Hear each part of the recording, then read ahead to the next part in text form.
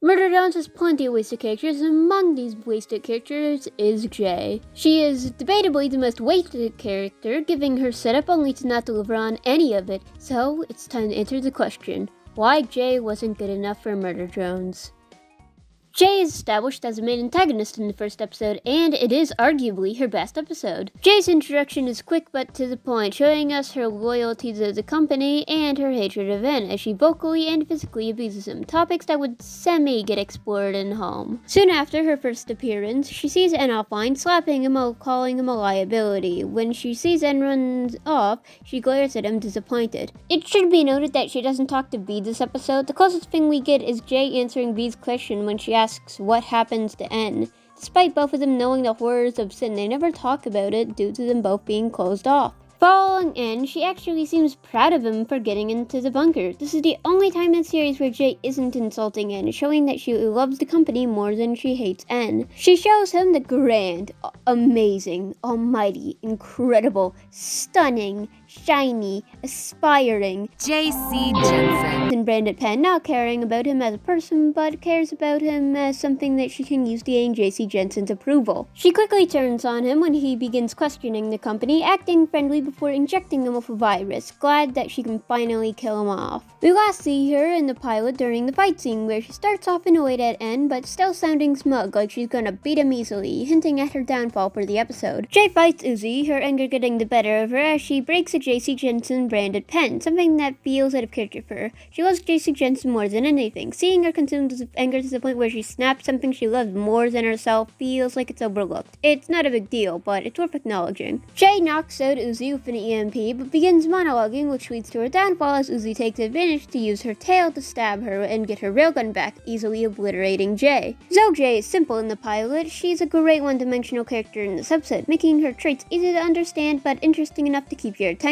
Her love of the company reminds you of their existence and makes you question what they're really like, and her hatred of N gives you something to root for, as Jay is written to be unlikable, so you're rooting for N to beat her. It's smart how they managed to make Jay such a good character without giving her any depths. We first see her kicking N as a worker, showing how she's been abusing him for a while. I find it interesting that Jay kicks N when we see him and V sharing a romantic moment, even if I can't find if there's some extra meaning behind it. Jay suddenly stops abusing N when she sees a human named Tessa. Jay actually says hello to Tessa, which shows that they might have a friendship of some kind. The last thing Jay says is her being irritated at another worker drone, that drone being Sin. She smiles as if she didn't hear what Jay said. Of course, the episode cuts back to Mr. Overrated with the Eldritch Worm plot, but this episode does a lot of setup for Jay to make what happens in Home feel like it was foreshadowed ahead of time. Jay is then only mentioned a few times after a flashback, the only important to mention being the Silvers saying that they can repair her, referring to her as a host, but this isn't really expanded upon, so it can mostly be ignored. Jay isn't in the promenading until the very end, where she comes back with Tessa. It's very brief, but there's a couple things to discuss. Jay's expression when she comes out of the spaceship is cold. From episode 8, we know that she's aware that the Tessa she's with is Sin in disguise. Sin has killed Tessa and has her admin rights, so all she can do now is continue forward, unless she wants to be controlled and lose any resemblance of freedom she has, handing fake Tessa the keys as they head off into the snowstorm. Good attention to detail, having the keys be the same ones from Earth. Speaking of the keys, they could possibly symbolize freedom, Jay originally being the one to lock Sin in the basement, now being the one that gives Sin the keys, as if Sin has Jay locked in a permanent cycle of serving her. Jay isn't in Cabin Fever, which is odd due to her being in every other episode, even if brief. However, it just so happens the only episode that doesn't have Jay in it is the episode that's about opening up to others. Uzi opens up to N, V softens up to Lizzie, but Jay is nowhere to be found. We know Doll is stalking Uzi, and we see a brief glimpse of Sin, which implies that Jay was left all alone, most likely to guard the spaceship like what we see in episode 7. Meaning, while N was comforting Uzi, V was smiling at Lizzie, Jay was most likely left with nothing but a shallow spaceship.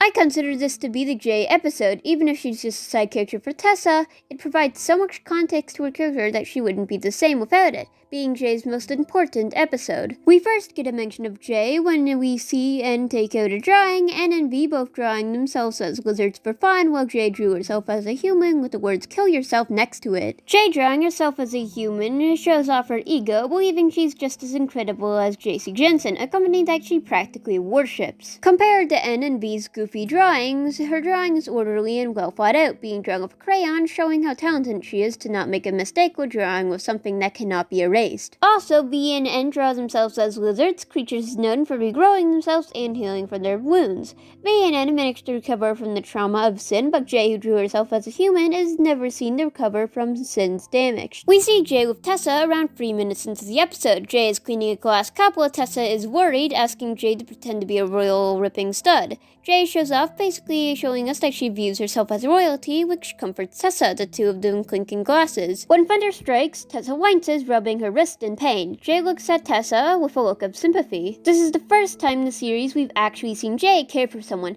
Tessa immediately notices that J is concerned and brushes off her worries, telling her that she's alright. We see J blankly staring at Tessa as she breaks a glass cup and runs towards N out of Joyce, spinning him around. When Tessa notices Sin herself says, "Seems J forgot to let me out of my basement timeout again." J spins the key, passive-aggressive towards Sin, and questions Tessa on this, where she looks at him with pity. This confirms that Tessa and J both locked up Sin, probably aware that something was wrong with her, but not knowing the true extent of the horrors Sin would cause. Tessa's mother notices her drones, and she goes from being confident and carefree to insecure and closed off. J is shocked when she hears she's going to be thrown out alongside N and V. Sin threatens Tessa's mother, which leads to Tessa, J, and Sin being locked up while N is chained to a tree. A common misconception is J hating N because N took Tessa's attention away from her. While this could be true, it's never confirmed, as J never states or shows that she's jealous of N getting Tessa's affection.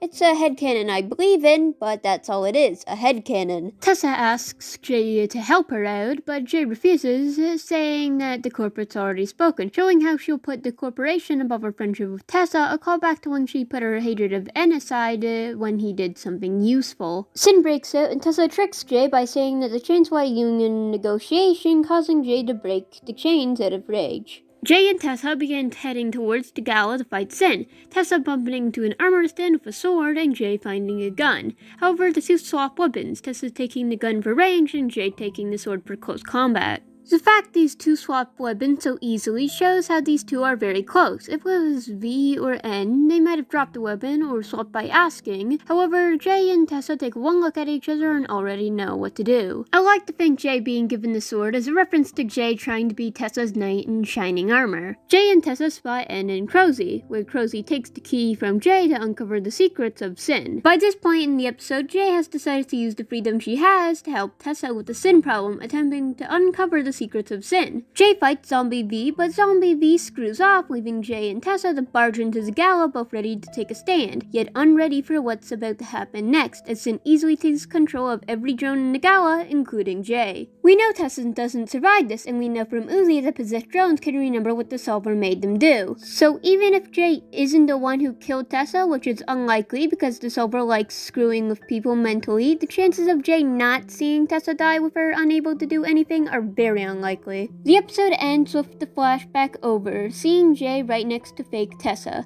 right next to Sin with nothing else left to do but follow through with whatever she's planning. Jay's first line of dialogue in this episode is effective drones or cloned more. Before episode 8, this line would have come off as a quick explanation for Jay's return and to show off her egotistic personality. With the context of episode 8, this line comes off as Jay trying to comfort herself. Jay seems to only care about Tessa and getting approval from JC Jensen. Even if it is fake, going along with the lies that makes it seem like she's so good at her job that JC Jensen cloned her more is all she can really do to make herself feel better about her not-so-great situation.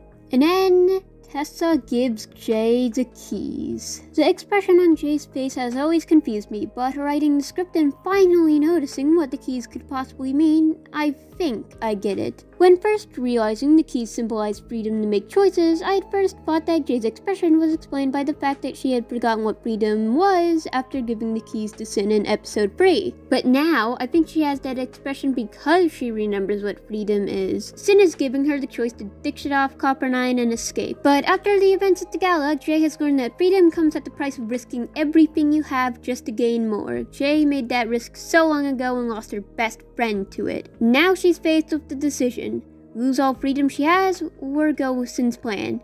And she makes her choice. Of course, boss. Jay is burning the original ship, which can be seen as her shedding away her past, committing to her new life of serving Sin in the hopes of not losing more. She ignores Lizzie and Thad's attempts to catch up with her, another example of her looking down upon other drones. Near the end of the episode, she heads towards the lab entrance with the spaceship. She tells Sin that the ride is good to go, but she gets hit by a bus, leaving us on the cliffhanger of her being put up against Thad, Lizzie, and Khan. Jay talking to Sin with the keys before losing them by being hit by a bus is underwhelming considering how much focus they got, but I still enjoyed the bits of symbolism they had before never being seen with Jay again. Jay gets under a minute of screen time this episode, which is a shame when we're so close to the finale. You know, I just realized this is a Jay video. Everyone stand hell back, I might have accidentally summoned them off.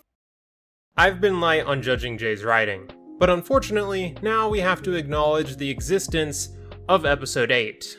To start, the spaceship Jay had is immediately stolen off screen, seemingly with no insinuation that there was even a fight between Jay and N, wasting what could have been a scene where we could see the rivalry these two started in the pilot satisfyingly concluded. Then the entire setup for a fight between Thad, Lizzie, and Jay is wasted, making the setup Episode 7 created feel like a cheap build-up to keep the audience excited to see where it goes, only for it to be unsatisfyingly subverted. Then Jay faces V, which one could argue is supposed to parallel the fight scene that they had in Episode 5, but among all the cast members in this show, Jay fighting V has minimal personal investment for these characters. Narratively, it would be far more appropriate for her to fight N or Uzi, as those are characters who have already established chemistry with Jay, or like I mentioned, she could have fought Lizzie and Thad instead, so at the very least those two characters could have played a semi-important role in the finale, instead of them being brought back for no reason.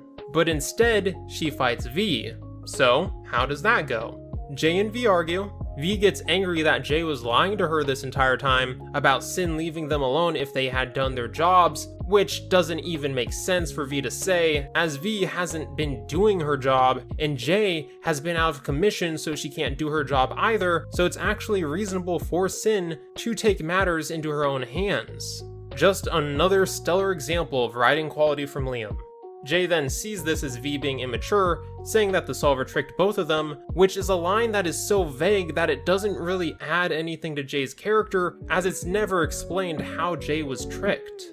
She has been working for Sin since the beginning of the series, and again hasn't really been doing her job of eliminating the solver hosts effectively, so it's less that Jay was tricked by Sin, and more so that she's just facing the consequences of her failures.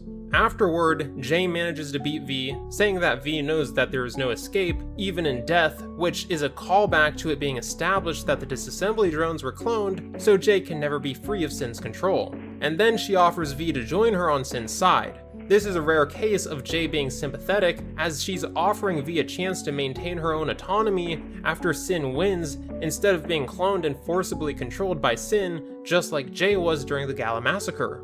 But V refuses, leaving them to continue fighting. Once Jay gets the upper hand against V, she says she never needed either N or V, cementing the fact that Jay has completely abandoned any sympathy she had for the only character in the show who Jay could relate to, as V was in the same situation she's in now.